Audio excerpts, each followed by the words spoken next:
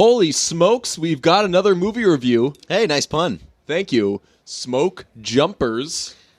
I don't understand that reference. It is from Entourage. Oh, yeah? That's the movie that Vinny Chase is doing with the German director who does not like Vinny Chase. Interesting. And he keeps telling him little things are wrong with him, and then eventually he's like, I just fucking don't like you, man. I watched a good amount of Entourage, but I feel like I'd watched I missed all the points that people reference. So have you not seen every episode of Entourage? No.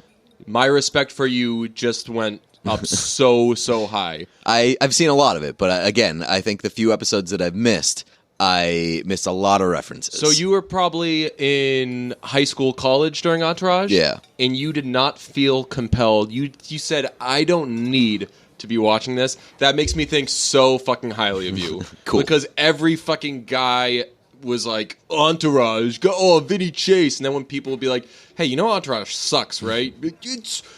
Shut up, man. So, major props to you. The movie is actually called Only the Brave, and our last review was The Snowman. It got Piece of Shit of the Year. Yep. This is not going to get Piece of Shit of the Year. Definitely not. Because you and I both kind of tipped our hands. We both fucking loved this movie. Let's get right to it. Start with, did we like it out of 5? I'm giving it a 5. I'm giving it a 4.7. Okay. Yeah. Wow, I really liked it. I really enjoyed it. You know what this movie was? What? It was ball busting porn. Yes, that's where we'll jump into the problematic grade, because I feel that they left out probably a lot of IRL problematic ball busting. It was very PG ball busting. Yeah. I mean, for sure, there was some things... Like, they were calling each other homos. Yeah, for sure. But it really... So, by the way, for anybody who doesn't know, this movie is about the Granite Mountain Hotshots. Yes, which is basically a team of firefighters that go and put out wildfires, and they fight fire with fire. I didn't know that was a thing. Neither did I. I learned that during this movie. They build like their own fires to push the other fires away. I don't know how that works. Still don't really know how it works. But I learned that about them. My brother-in-law is a firefighter, so boy was I picking his brain after that. Yeah. And I don't think he answered any of my questions. I think he just more like shook his head at how dumb I was. I went to him and I was like, hey, displace.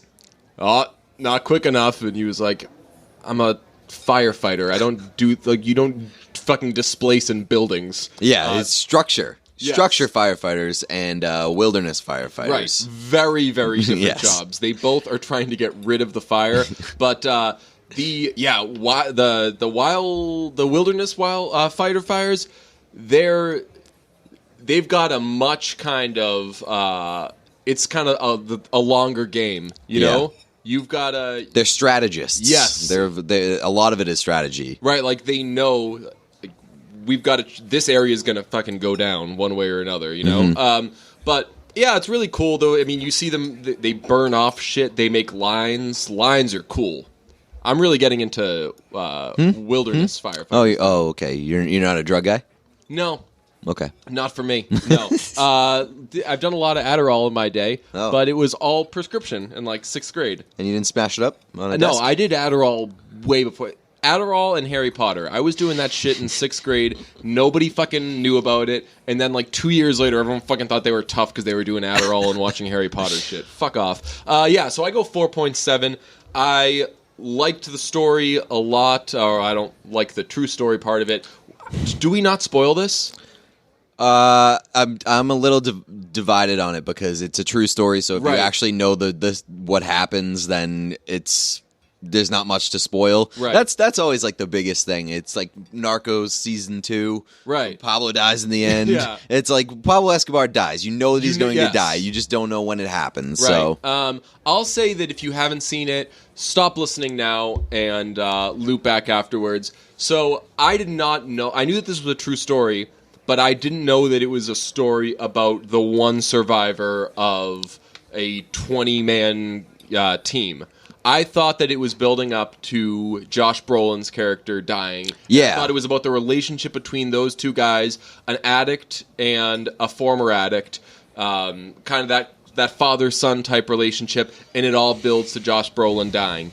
And that's not what it's about. No. It's about Miles Teller's character being the new guy and the only survivor of this fucking brutal fucking 19 of 20 guys going down. Yeah, I didn't know that it was that 19 guys went down, and I'm very glad that I didn't know that going in, which is why we're a very we don't really like to tell you that there are spoilers coming, so that's why we told you to stop listening, because it's a lot different, I would imagine, knowing that everyone dies, basically. So, I'm glad I didn't know, but it was just like really gut-wrenching. It kicked my ass. Yeah, a lot of really heavy scenes. Two in particular. One, just they do so. One thing that keeps coming up is displacement, is what it's called, where you get under, basically, it's like a small little tent that you have on you, and it's a little fireproof tent, and you basically get under it, and you put your face in the dirt, and basically let the fire pass over you. And it's what you do when you're fucking stuck, when it's like, this fire's coming one way or another, it can either fucking eat me alive, or I can get down. So they do that when the big fire comes, and then there's a shot afterwards overhead of just the 19 little tents, and they look like tombs, and it's awful. And the other one is the families of the team know that one person survived, so they're all basically in a gymnasium type thing, waiting to see who it was. And Miles Teller's... Well, they're waiting to be told. Yes, yeah. And Miles Teller was told not to go to the gymnasium because they didn't think that it would be a great idea. Yeah. And so he decides to go anyway, and he walks in through the door, and he immediately recognizes that this was not a good idea because as soon as he walks in, they know that he's the survivor. Yes, he's telling them... your loved one's died. But by them seeing him, they're not seeing whomever else. So that scene was unbelievable. I know. So fucking good. And Miles Teller fucking killed this movie. Josh Brolin, here's what's going to happen. They're going to try to get him categorized as supporting. Yeah. Even though... he was the lead. This is a tricky one. This is like fucking Spotlight. Josh Brolin's the lead of that movie. He is, for sure. Right? Yeah. And he There's no question. was outstanding. Yeah.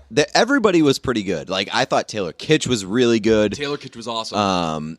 They did the casting really, really well. Not only just because, like, everybody in the movie was good, but at the end, during the credits, they roll through and they kind of memorialize all the guys who died. And... all of those guys that they casted, pretty much, like 95% of them, look very similar, exactly like the people that played them, which is the crazy. Cast, I mean, I feel bad that I don't know all the names, but Shouts Chase from 24, awesome. The pilot from She's Out of My League, he was great. I thought they had the pilot, that guy. I know that guy as generic white guy, generic white hunk. No, you're right, generic white jaw. Yes, yeah, he's a hunk. That guy has got a fucking jaw. His name is Jeff Schultz. I wrote it down because I was like, nobody knows that guy's name. So let's get him on. Okay, we should get him on and flirt with him a little bit. Okay, he was very good. I wanted to point this out. The movie did a great job of. So there's 20 people, 20 different stories. Actually, really 21 when you count in Josh Brolin's wife. But. Played by Jennifer Connelly, by the way.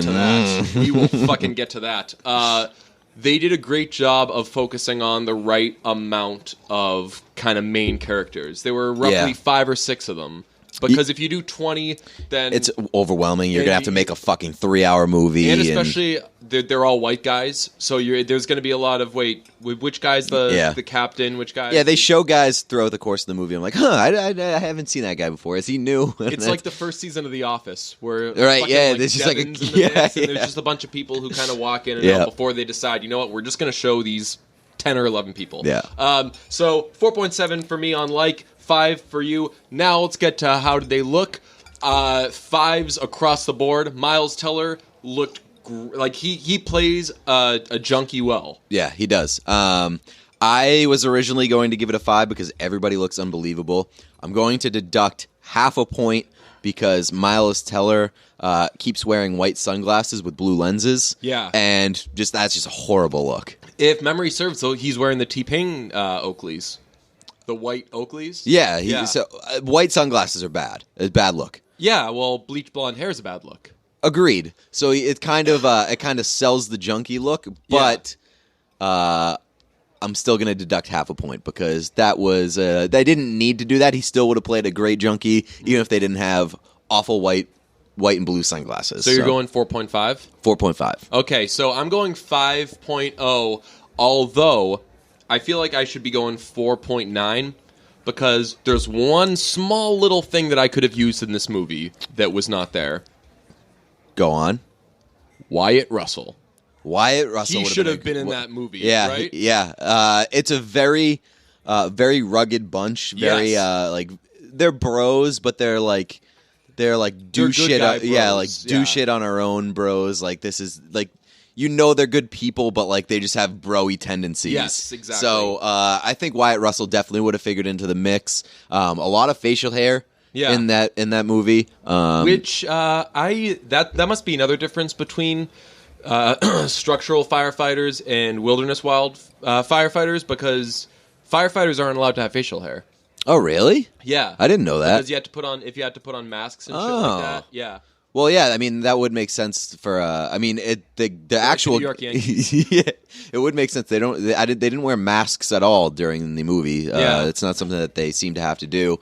But the pictures of the actual guys, they had the facial They hair all look too. like So lumberjacks. Yeah. So So let's get to Jennifer Connelly because I think that Jennifer Connelly is like the hottest person in the world. That's not a fucking hot take or anything. I think that she is a whatever the perfect score is, she's that. I would tend to agree. I mean, there's nothing that's overwhelmingly like when you look at her, you can't pick out anything that you're like, wow, she has the best this. There's just one word that comes to mind, and it's dark. She's just perfect. She's just like her whole package just works, and she's so attractive, and especially in this movie. Yeah, they kind of put her into the Sarah Wayne Callies mold. Is that her name? I don't know.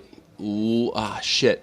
What's my man's name from Walking Dead? The wife. In the first few seasons. Oh, I don't know. Like I don't like her though. They kind of give her that look, like the jeans, the fucking boots, Well, she's like a cowgirl. Yeah, but God, she's always had it, man. Yeah, I don't remember being particularly struck by her as I was in this movie. Like I've never like seen her on screen and been like, damn. Well, and I got that in this movie. So I have a bone to pick with the movie He's Just Not That Into You. Have you seen that before?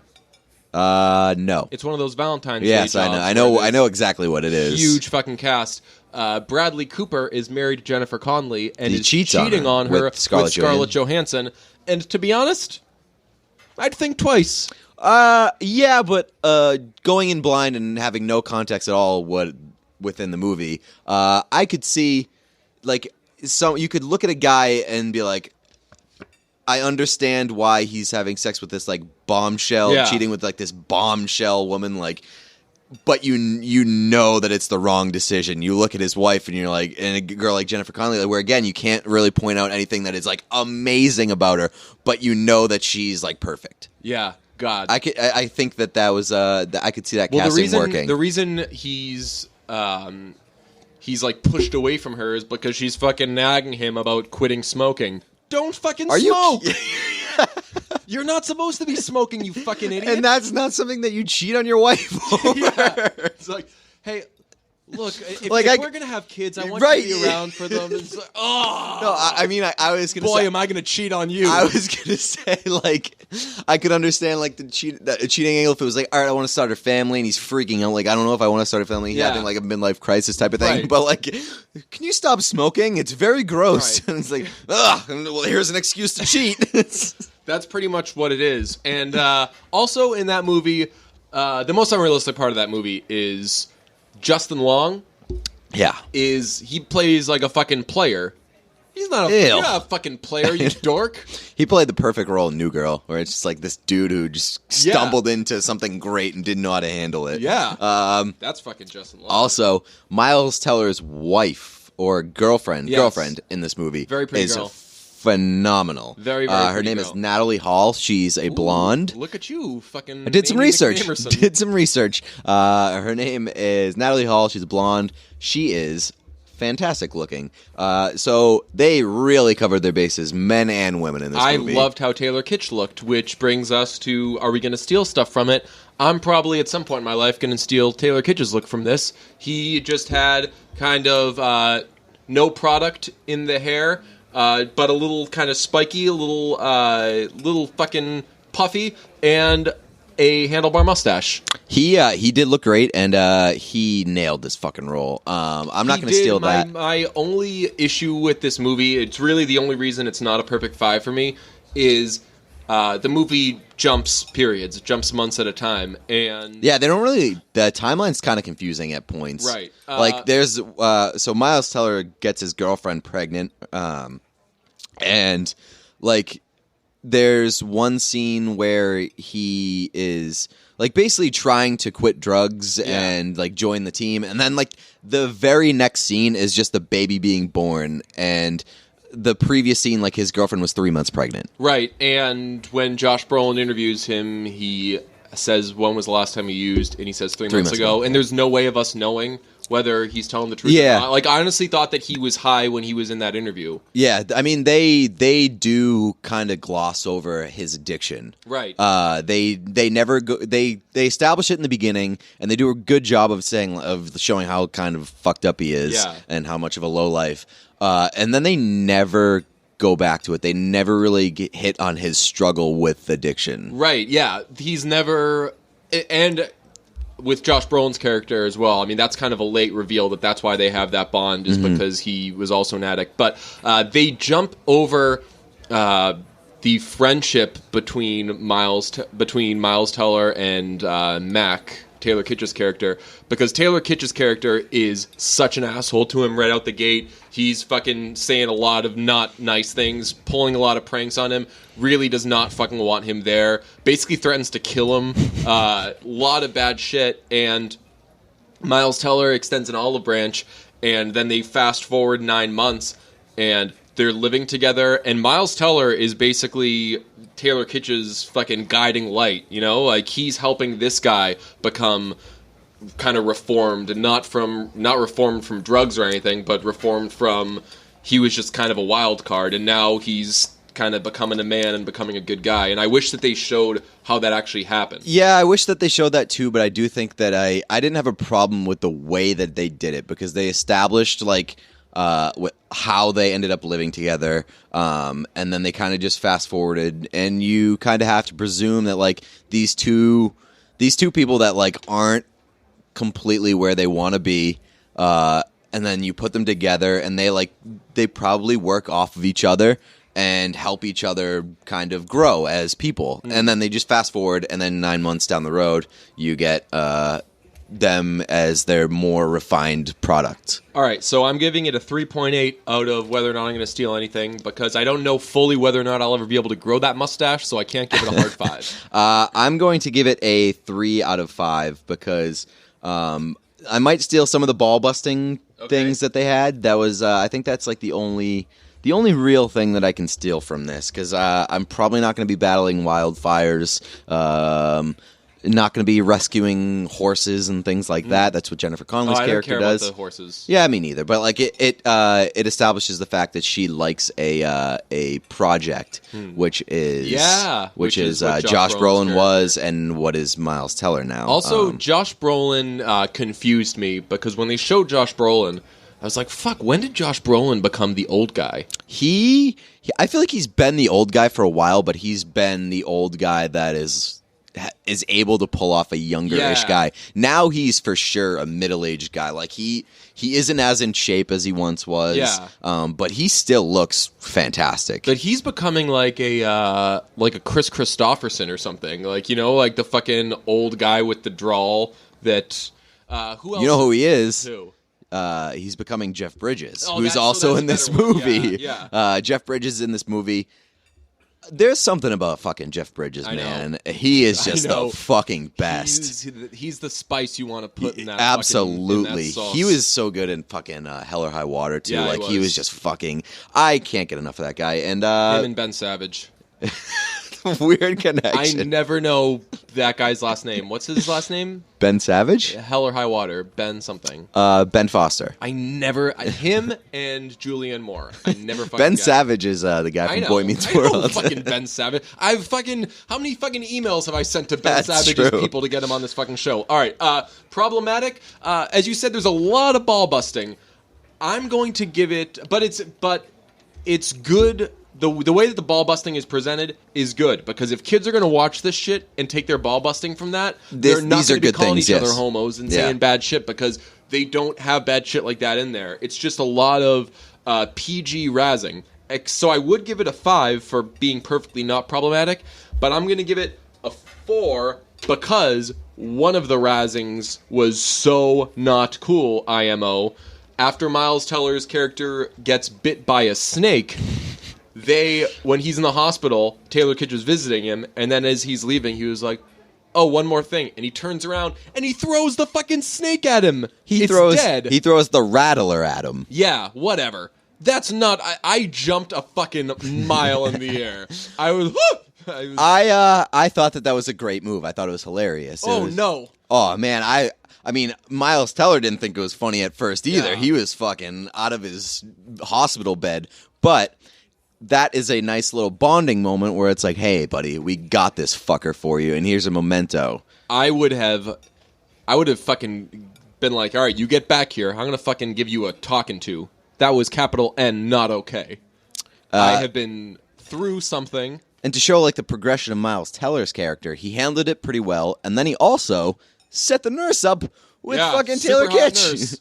I like that when Taylor Kitsch was talking about his first date with the nurse, he was like, man, she's so smart. She went to college and she's a nurse. So it's like really the standard of this guy's dating history is like, she went to college, she's smart. So he's completely in love with her.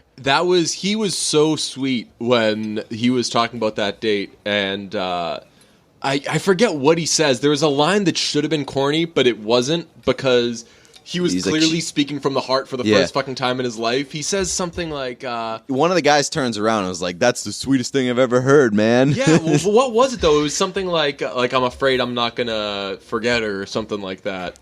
Yeah, it's... I forget, man. I forget what the exact line was, but it was something like that. It was something real cheesy. If the nurse fucking overheard that, she'd be like, ugh. No, I was gonna say she'd walk over and give him a two-handed kiss. You know what that is? Yes. Hand on each cheek. Hand on each. That's like I am kissing this face kind of. No, it's like it's a squeezing the cheeks, so you have to make the lip thing. It pushes the lips out and together, so it's like it forces you to make the lip face. She wasn't waiting for you to do it. She does it herself and then kisses it. Kissing tips from brunch. So that's a 4 for me on problematic. Let's do a little. I'm giving it a 5, by the way. I didn't find anything problematic. All right, so here we go. What do you got? Because I have a 17.5 out of 20, which turns out to be an 8.75 out of 10. I have a 16.5 out of 20, which is an 8.25 out of 10. I've got to say, I love this rating system, because if we were to go from the hip and we say, all right, what do you give this movie? We'd both say 10 or 9.5 or whatever. But this is such a fucking in-depth, hard, good grading system. And you know what? Like, there's a very slim possibility that anything gets a 10 out of 10. Yeah, I love which that. I really like that. Yeah, but I would say, like, this movie is one of the better ones that I've seen this year. Totally. I really love Best it. Picture nom for this. Oh, okay. I want it. I think that it might get there. So far, certainly. It's probably the best movie so far we've seen this year. No, that's not true. What's been better? Get Out still is right. still in nomination category. Yeah.